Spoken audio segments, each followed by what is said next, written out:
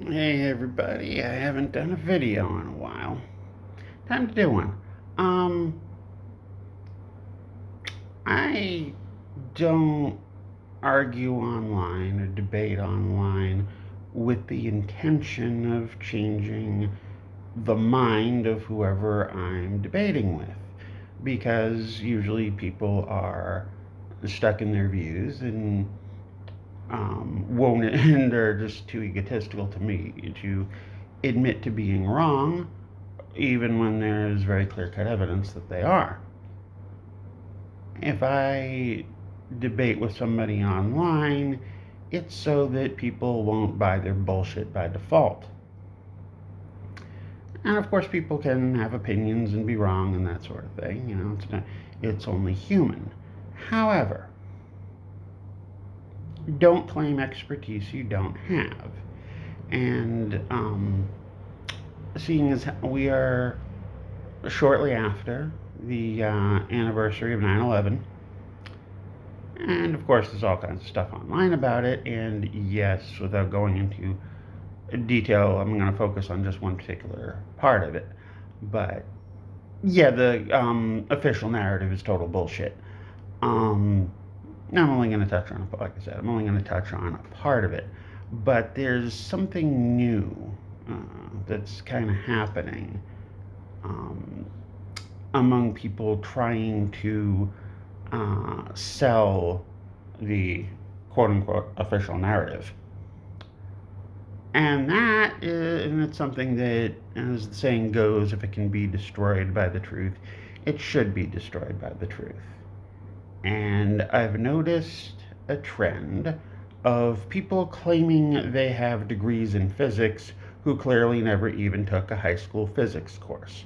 The latest, and I'm going to personally expose this person, his name is Dennis Revell or Revell. Don't know how he pronounces it, don't care. Dennis, you're getting exposed, motherfucker. You're lying. You do not have a physics degree.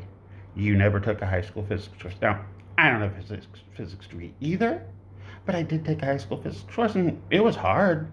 And I don't remember everything, but I remember the basics. And you, from your words, obviously do not know them. And if you're, it's one thing to just be passionate and be wrong, that's just human. But if you're claiming a physics degree that you clearly do not have, you're not just misguided. You're being intentionally deceitful. And so it's possible that you're some sort of plant or mole or troll, a paid troll, something like that. You're being exposed.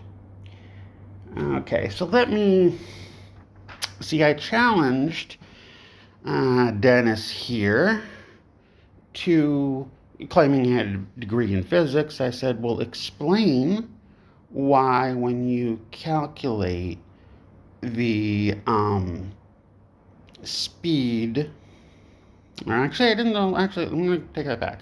I'm using speed very colloquially. Actually, when I made the post, did not use the word speed very intentionally. But speed's a colloquial term that's easy to use when you're just chatting. But when you're actually thinking and writing, I didn't use the word. He did, which is normal when you're just talking, but when you're trying to make a point about physics, you do not misuse the word or use it in the wrong context or misdefine it in relation to physics, which he did. um, so I had challenged him because I had gone and used the DVAT formulas. So I say, well, it fell at this quote unquote speed of gravity. And again, speed is a questionable word to use here. But the time, the word that I used in my comment, the time that it took for the towers to fall, when you calculate, say, an object like a bowling ball, like a spherical object, so we don't get too funky with the air resistance, which I did not initially calculate. I had someone with more physics knowledge than I calculate that. But just an object in free fall in a vacuum where there's no air resistance. You can calculate what that time interval would be. And I did. I even had to look up the DVAT formulas again. Just a refresher, but it's like, okay, yeah, that makes sense. And plug the numbers in. I went to Wikipedia. Not that I'm saying Wikipedia is a great site for just basic facts like how high are the Twin Towers and on what story did the planes hit. Yeah, that's going to be accurate. And then, of course, you can calculate the distance from height of impact to the ground. And then you can plug in your variables, the numbers for your variables, and figure out how long it would take something to fall from that height. And then I had a friend who knew more physics, just without telling him what I was doing, said, calculate the height of a bowling ball without holes in free fall from this height. And said it would be about an extra second. And you can then compare that to just the simple video footage of the Twin Towers collapsing. And the difference, air resistance would slow down a falling bowling ball from that height about a second. The time interval of collapse of the towers, depending on what you use, and I went with the high end of about 16. The actual official narrative is 12, but looking at the videos, thought, well, there's a lot of dust around there. At the most, I even used the high end, which makes for a slightly weaker argument, but it's only about 6 seconds. It's only about an additional 7 seconds, so 6 seconds more than air resistance. So this dumb fuck Dennis, when I challenged him saying he tried to claim he had a degree in physics, and I'm like, well, okay, then explain why this is the case. Explain to me why when I calculate the time of an object falling from that distance, the additional time that the resistance of the mass of the tower beneath slowed the collapse was only 6 seconds more than that of the 1 second that air resistance would slow down a falling object. And keep in mind, this is millions of tons of concrete and steel and all that. Okay. So, this stupid motherfucker, again, trying to claim he has a degree in physics, tries to get away with saying this shit. Well, you can make those allegations about calculations you made at the time, but unless I'm able to see them, and 6 seconds, by the way, is 6 seconds, and of course, the rate of descent of the collapse has to increase as the weight of each floor was, so to speak, added to the quote-unquote hammer. The floor is above the floor about to collapse, so obviously, by your own words, this was not, quote, at free fall speed overall. Now, that's kind of a weak argument, but what's particularly significant is it shows he does not have a degree in physics because he does not know what the fuck a DVAT formula is.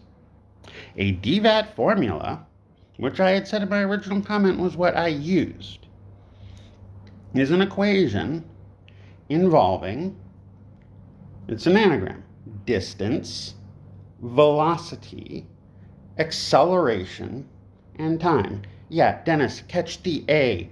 Acceleration. You're saying I was not figuring into account acceleration. But by definition of a DVAT formula, a DVAT equation, I'm taking it into account. And it's called acceleration due to gravity, which is a constant on the Earth. So the fact that you didn't know that, you never took a fucking high school physics course, and you're lying. And you're being exposed that you lack this knowledge. You don't know what the fuck you're talking about. Okay? So the fact that you wrote that alone exposes that you have no degree because you don't know what a DVAT formula is.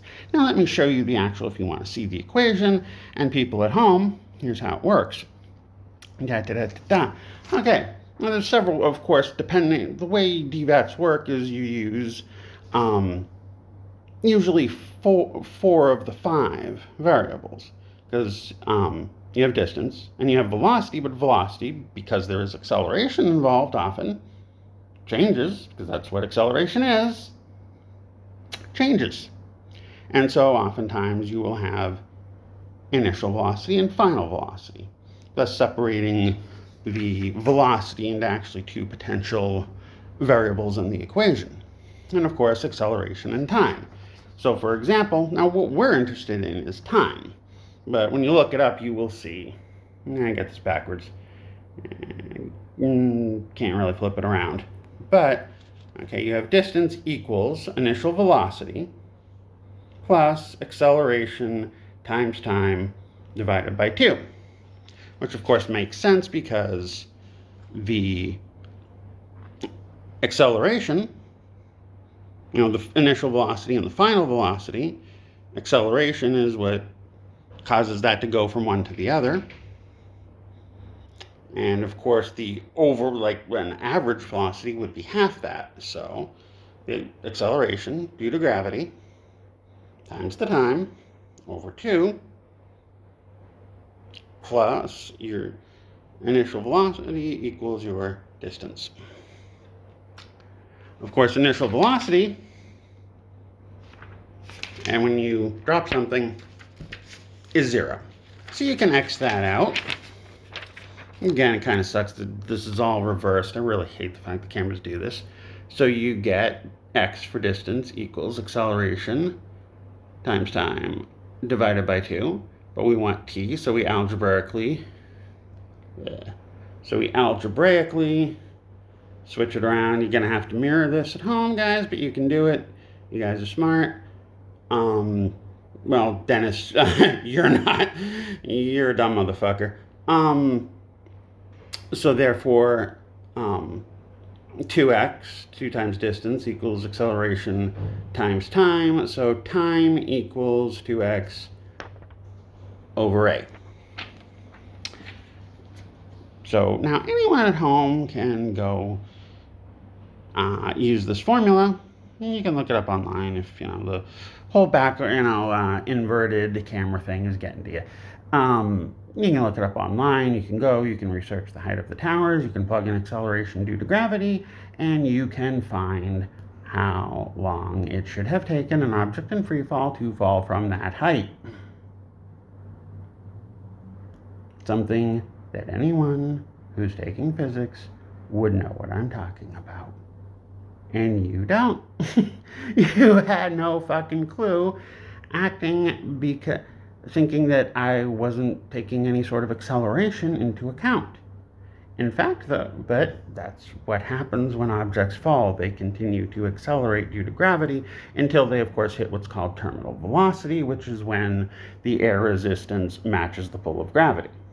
That's why raindrops don't kill you.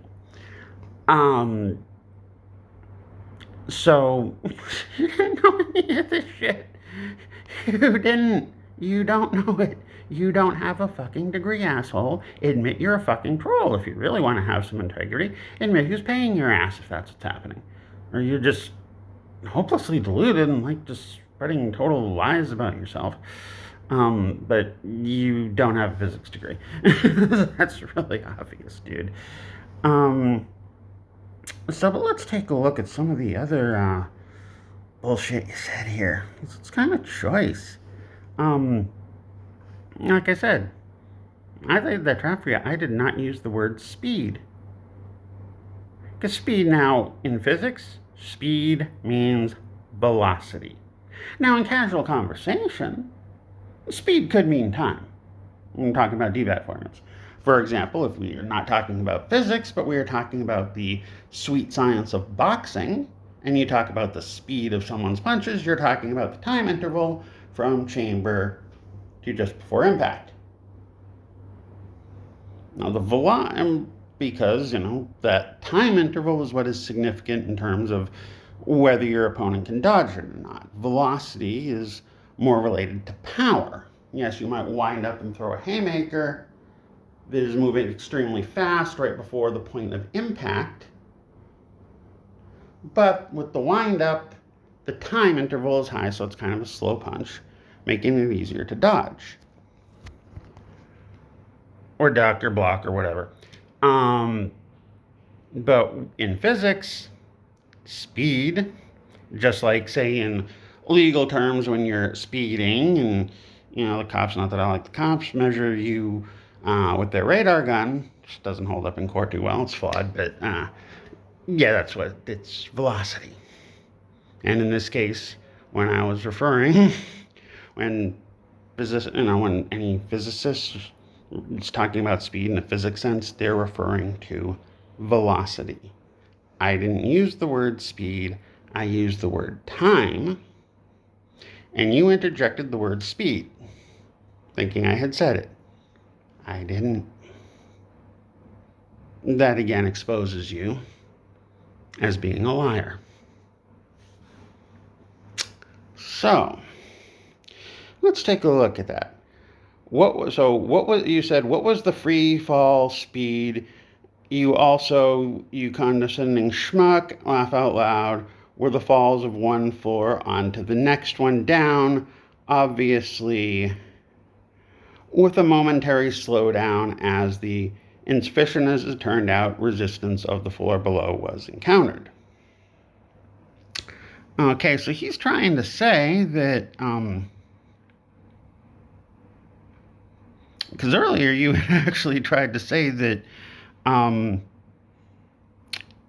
free falls, that after one floor hit the other, it would be going at free fall speed, but no, and even those of us who are advocating for the controlled demolition explanation weren't going to say complete free fall, because even though demolitions would take out key supports, allowing it to fall, we're not saying it takes out an entire thing that is causing at least a little resistance. It's called a wall. Unless you're trying to say, because you know something we don't, that they use so many fucking explosives, they incinerated every fucking wall between the floors. So if you think they were falling at free fall speed between floors, then yeah, you're admitting a whole awful lot as to what you think was really going on there. Yeah. So, yes. And again, you clearly don't understand Newton's first law of motion. Object at rest or in motion tends to stay at rest or in motion. Yeah, gravity is the constant pull. So that really hasn't changed. What's acting on it to speed back up, other than gravity? Yeah, you're a liar.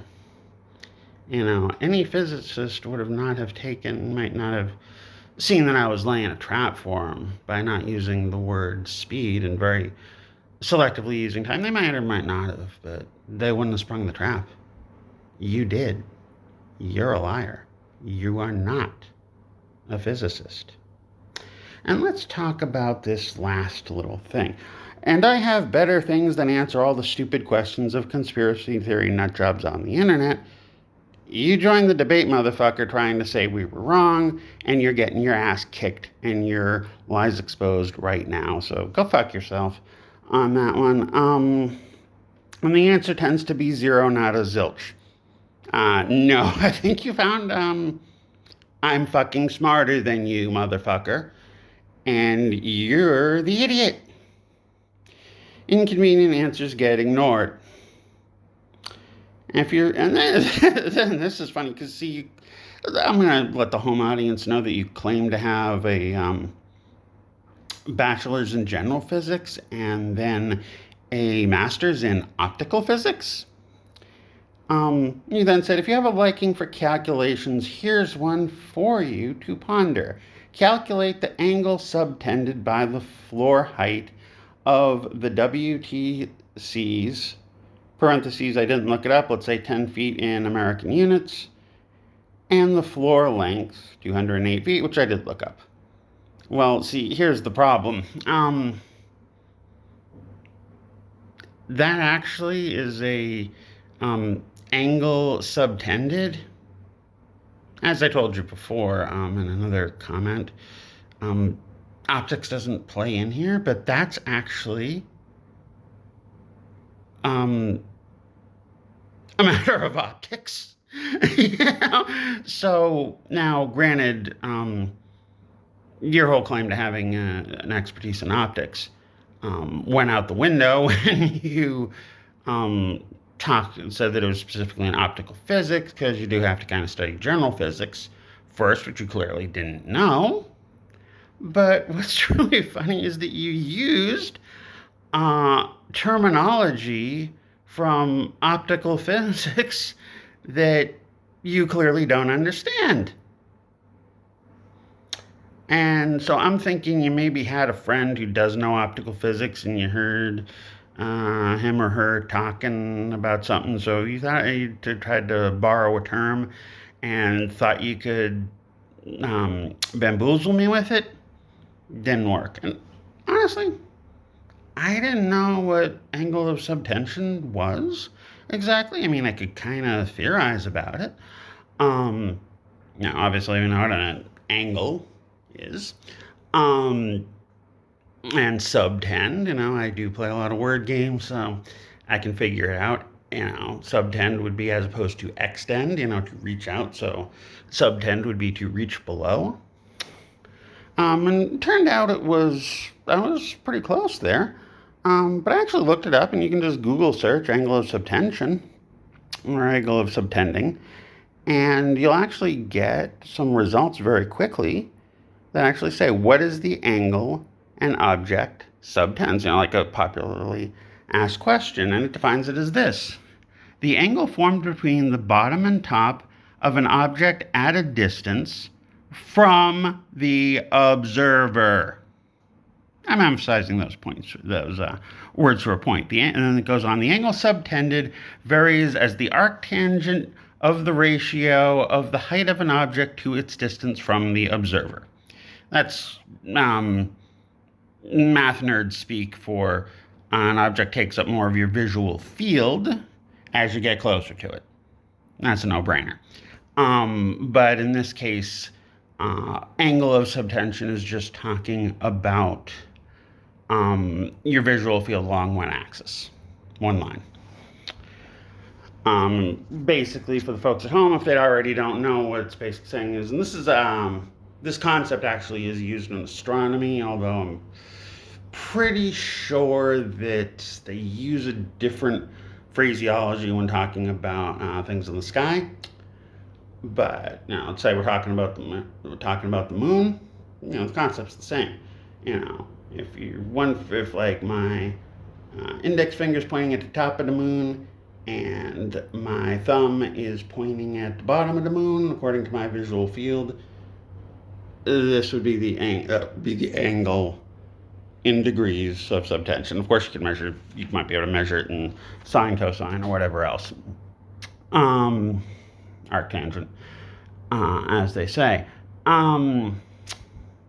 But see, the definition of that, which you think you know something about is the angle formed between the bottom and top of an object at a distance from the observer. It's a matter of optics. It's a matter of what it looks like in your visual field. So without that value, which you did not give, your question is bullshit. Because you're giving a question, hoping I'm going to go on some wild goose chase, and try to make some bullshit mathematics with numbers and all that shit, when you didn't give me the information necessary to actually calculate the angle of subtension. Which makes me think you probably don't know what the hell it really is, or you just knowingly tried to be deceptive and got busted. So, yeah, you're a liar, motherfucker. You are a fucking liar. And there's nothing wrong being passionate and taking a look at your page. You had some, it was public. You had some political views that I'd agree with. But the fact that you're espousing these political views while lying about your credentials to try and argue in favor of a bullshit official imperialist narrative doesn't make it look like you're really anti-imperialist like you're trying to pretend to be. You look like a fucking mole. I don't know. I don't see who you are. Your picture looks like you're maybe a teenage kid, which I don't really think you are. I think that it's black and white. It's an old picture. But whether it's really of you, I have no fucking idea. Frankly, I think you're too much of a little bitch to show your face. But, prove me wrong on that. Actually give an intelligent talk on a video. Okay. But I don't think you got the balls to do it. It's probably not you in the picture. Prove me wrong. Make a video and admit that you really don't know shit about physics, but have a discussion. That's cool. But you lied. You got busted.